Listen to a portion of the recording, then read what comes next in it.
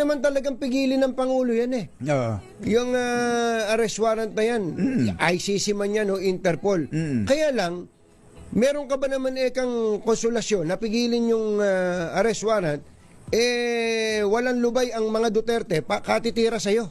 Isa pa yun. Ba't ka naman gagawa ng mabuti sa isang taong araw-araw ay tinatawag kang bangag, Ayan. adik, diktador. Tapos pagpaplanuhan ka pang ipapatay. Paplanuhan ipapatay, tapos ipagtatanggol mo ba yan?